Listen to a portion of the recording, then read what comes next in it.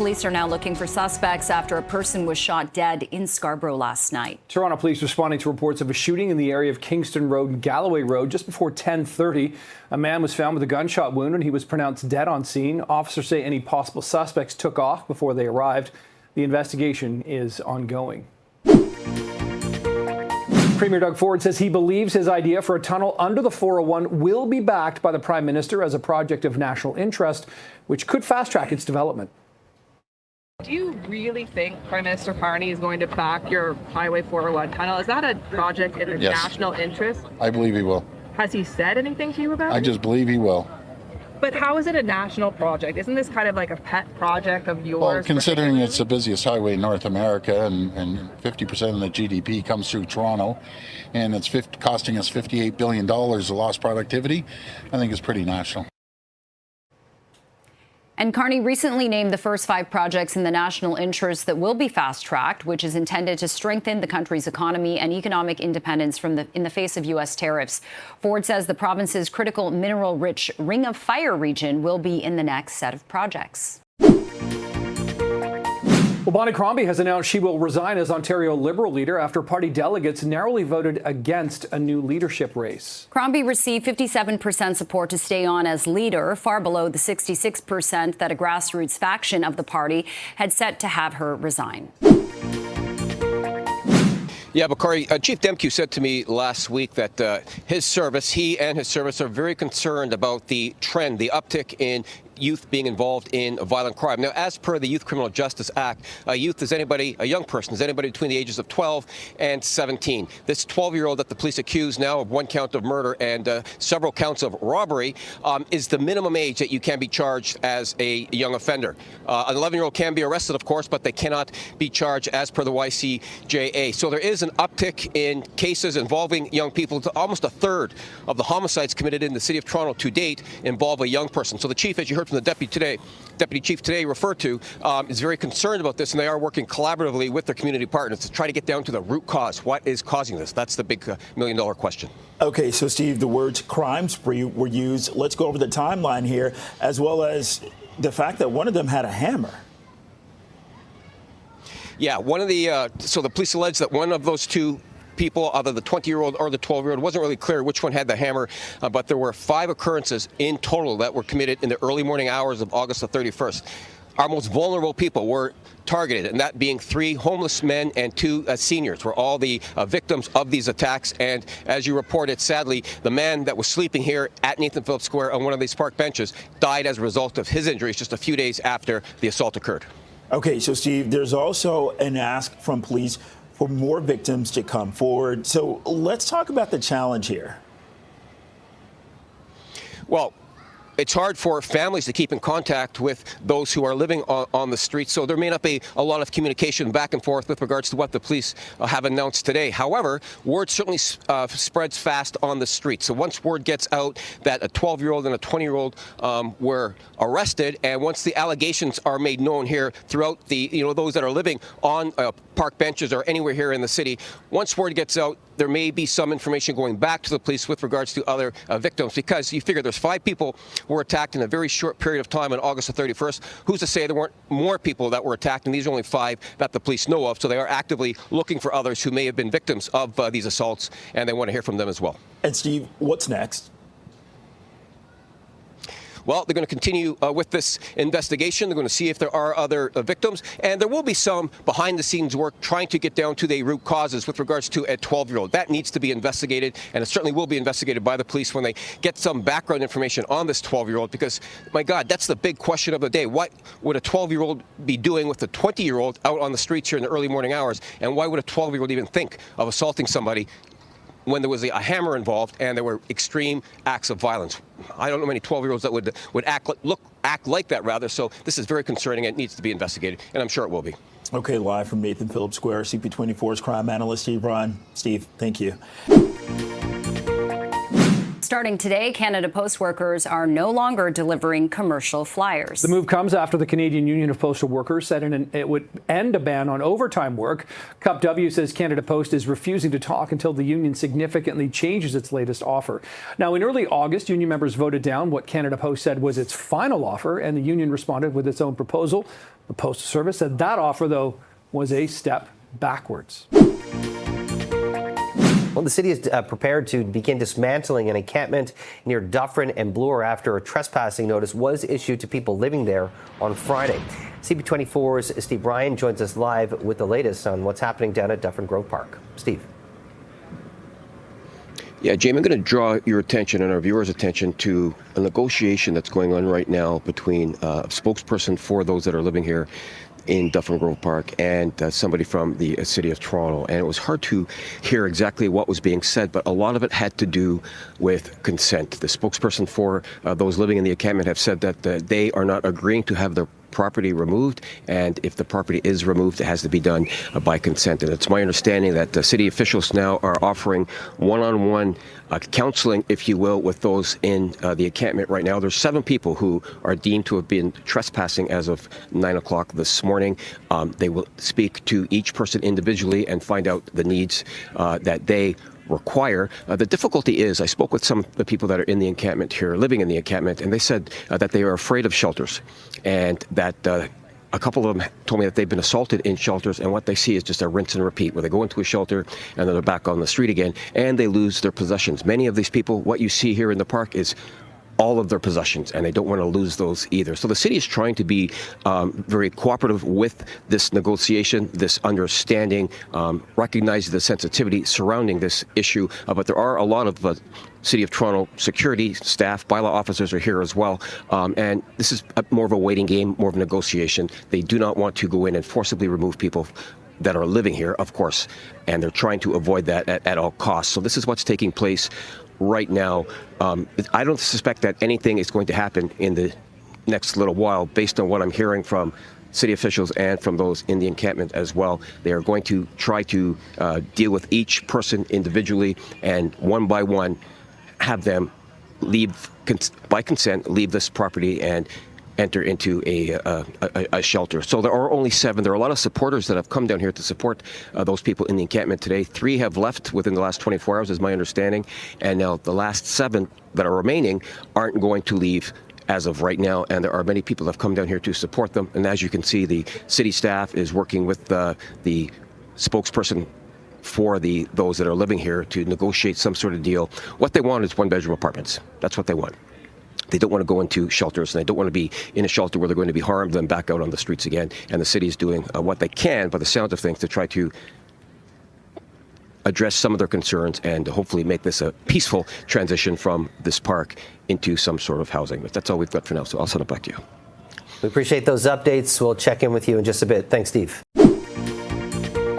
Well, the province of Ontario is making changes in the wake of a horrific crash into a daycare centre in Richmond Hill that left a toddler dead and multiple others injured. 1.5-year-old Liam Rizadi died on Wednesday after a 70-year-old man drove into a daycare. Liam's aunt says her nephew is a beautiful boy and is calling for all childcare facilities to be designed safely. Ontario Education Minister Paul Calandra joined us earlier here on Breakfast to talk about the immediate and long-term changes the Ford government is making. We asked our providers, daycare operators, municipalities to immediately close parking spaces in front of vulnerable doors, windows, and we are out there now. I've ordered my ministry to work with inspectors, service providers, and operators, frankly, to identify vulnerabilities across the system. Also with our education partners, many daycares are in schools as well.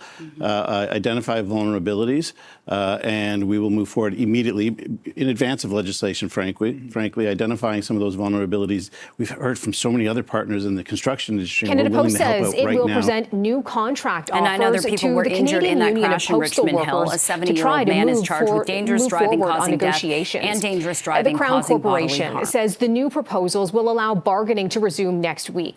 The union voted down what Canada Post had described as its final offer last month and responded with one of its own that the Postal Service called a step backwards. Canada Post says it hopes the new offers will allow the two sides to find some common ground. The contract talks have been ongoing for nearly 2 years now. This guy's in shape like a racehorse, and look at me. But folks, if you haven't tried a Yukon, these are absolutely delicious. You have to go to the store and buy one. And these are the best ice cream sandwiches anywhere. But you have to try both of them. Try all their products. But I'm going to try it right now. This is absolutely delicious. My goodness. But you can start asking me questions whenever.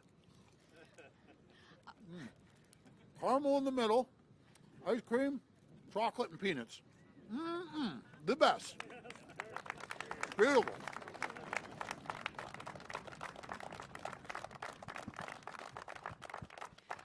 All right, well now. And if the media is nice to me, I will give them one of these.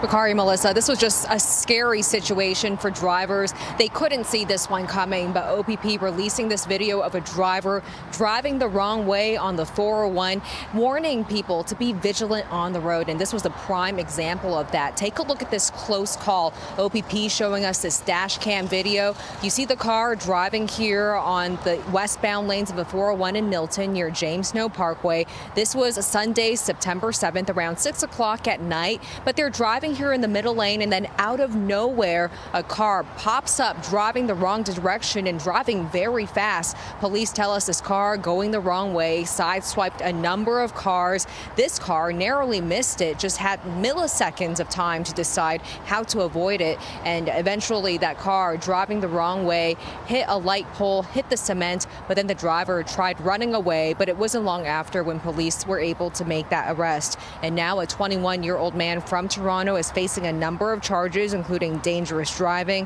failing to remain at the scene, and driving the wrong way on a divided highway. Police are also looking into whether he was sober at the time. So impaired driving charges may be something coming in the future, although those charges have not been laid. But police really just saying this is such a scary situation for drivers, especially how fast that car was driving. They couldn't give us an exact speed, but say he was driving fast, and especially when you're driving the wrong direction, this could have easily led to a head-on collision that would have caused fatalities. But here's more from OPP Sergeant Carrie Schmidt on what happened here. We're trying to determine what the circumstances were. We're looking into impairment as well as being a contributing factor. No charges of impairment at this time. But as soon as someone gets onto a highway like that, our 911 center gets lit up with 911 calls. And when you see it happening in front of you, by the time that first car in front of this driver that we're looking at from the dash cam swerves out of the way, this driver had just a flash of a second, less than a second, to take evasive action. And police really saying milliseconds made the difference here, and especially considering there was good driving conditions. It was sunny out. There was no rain. It was during the day. Had conditions been different, if it was nighttime, if there was snow, if there was rain, this situation could have been a lot worse. So when it comes to preventing this, of course, you never know when a wrong way driver is going to come down. But police really saying it is extremely important to be vigilant, to make sure you are attentive on the roads, because this situation, Bakari, Melissa, could have turned a lot worse, and just amazing that no one was injured in this case. Okay, reporting live, CP24's Sijalu. Well, a pedestrian has died after being hit overnight at Sherbourne and Shooter. CP24's Courtney Hills joins us live from downtown this morning with more on this investigation. Courtney, are the roads still blocked in that area? No, the roads have reopened, Jen. Police were at the scene all night long, but they reopened, I'd say, just before 6:30 this morning. They were there for several hours as part of this case. They're still trying to get a better sense of exactly what happened. Also waiting to see if there's a possibility of charges in this case or more information on the victim. We know that police and paramedics were called to Sherbourne near Shooter at about 12:30. This was over reports of a pedestrian who was struck by a vehicle. We heard from some people in the area this morning that the man man might have been lying on the road. It's not clear why. It's also not clear if that's in fact the case. That would be part of the investigation. But that's what we were hearing. Police were at the scene trying to talk to witnesses, looking for surveillance video, gathering as much evidence as possible. We know the injuries for this man were just too severe. He did not survive, but we don't know anything more. We don't know if he's from the area, what his age was, or if the reports are accurate that he might have been on the road at the time of this crash. What's new in this, guys, we're now hearing from Toronto Police. They say there is going to be a scrum that's considered an update from members of the media at 9 o'clock this morning, and that's happening over at 51 Division. So we will be heading there later this morning. We'll talk to police, see what they can say about this case, but certainly very tragic, the details we know so far. This man who was in the area at the time, struck by a vehicle, did not survive, and police say the driver involved in this crash remained at the scene. Over to you. All right, thanks so much. That is Courtney Heels live for us this morning. We'll wait for more updates then. Thanks, Court. Well, right now, Bakari and Melissa, they are taking the plane away. But this was the plane that made the emergency crash landing here in the heart of the city in Monarch Park. There was 3 people inside this plane, and miraculously, they all survived with no injuries. This was around 8 o'clock last night when a plane going from Orillia to Billy Bishop Airport had to make this emergency landing. And right now, you see that the pieces of the plane have been cut up to be put on this tow truck, but it made it here all in one piece. There was 3 people inside, a pilot and 2 passengers. They were all safe because it landed in this area right in between a stadium and a field, not damaging anything. There was people on the field at the time. They weren't hurt either.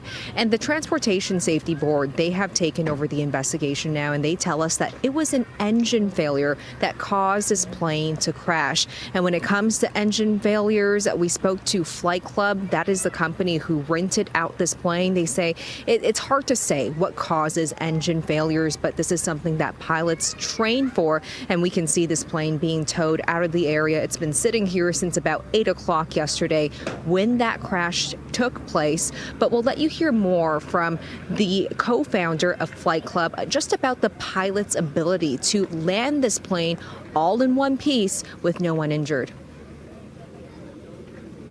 This pilot did a phenomenal job. From the time that you lose power at under 3,000 feet to the time that you're on the ground is minutes. So the amount of information that this pilot sort of evaluated, took in, noticed the people on the field, noticed the busy traffic in the area, and landed basically in the parking lot was phenomenal. When we started first hearing about a plane crash in my 17 years at the TDSB, we've never had a plane crash near a TDSB school. So, of course, looking at the phone, praying, hoping that no one was injured. And once that was determined that there were no injuries, again, for all of us, it was this collective sigh of relief. And there you were hearing from a spokesperson with the TDSB. That is because where I'm standing right now, just steps away is where the plane crash took place. You can see the fences that were down. So that is a grandstand for a stadium. There were people playing soccer at the time. And just a few steps down is a school, Monarch Park Collegiate Institute. No one was hurt, so classes were able to return to normal today.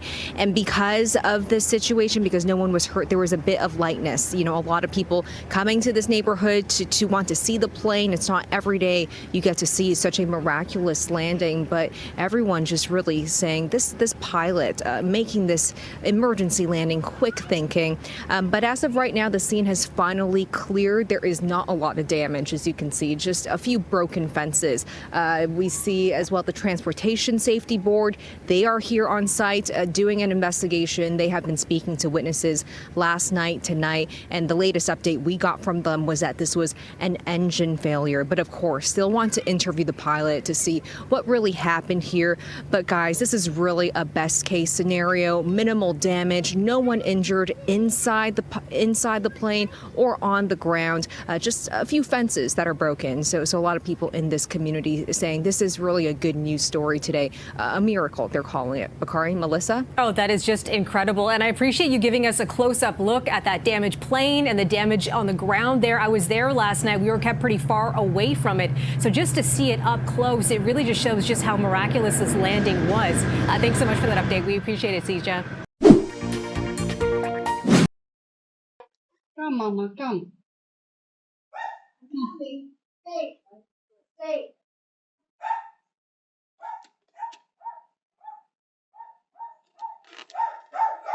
I love you, Mama. Oh, thank you. I love you, Mama. Oh, thank you. Where do you live? The Mama. You live here? Yes, Mama. They come, yes. Mama.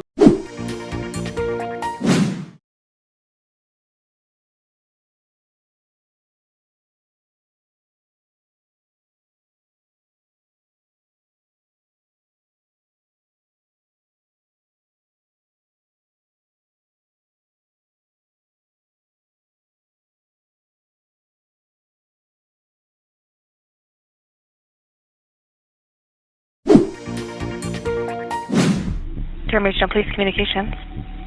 Hi, just want to report there's some guy yelling and screaming. I'm at Non-Quan and Mary, the skate park. Some guy running around screaming, help me, and then I hear a car crash and then squealing wheels and the whole bit going on. I don't know what's going on up here.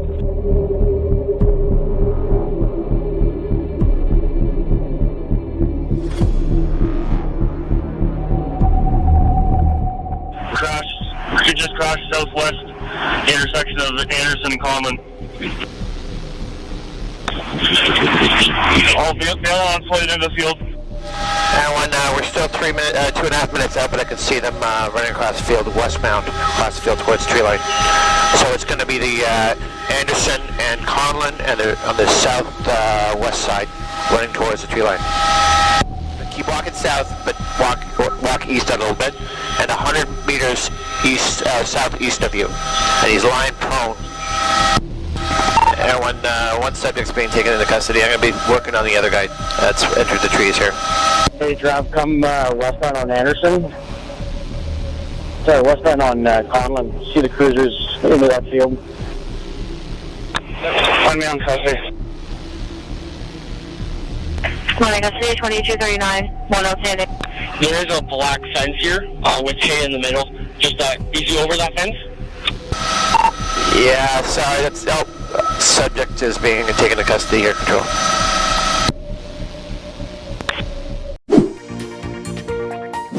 Toronto's speed cameras appear to have been targeted once again by vandals. Police say 2 cameras along Avenue Road and 1 on Mount Pleasant were cut down. The damage was reported on Sunday. Police say all 3 incidents remain under investigation. The city released a statement that reads, "We are continuing to work with our vendors and the Toronto Police Service on solutions to prevent future incidents of vandalism, including remote monitoring of the camera systems to identify and respond to vandalism incidents more quickly, stronger polls for permanent cameras, and measures." This comes as Ontario's chiefs of police are voicing support for speed cameras following Premier Doug Ford's threats to scrap them. The Ontario Association of Chiefs of Police say automated speed enforcement cameras are effective in reducing speed and free up resources for other public safety priorities. It's urging municipalities to use the cameras strategically to augment other elements of road safety. The recommendation comes after Premier Ford called the cameras a cash grab and warned municipalities if they don't get rid of them on their own, his government will.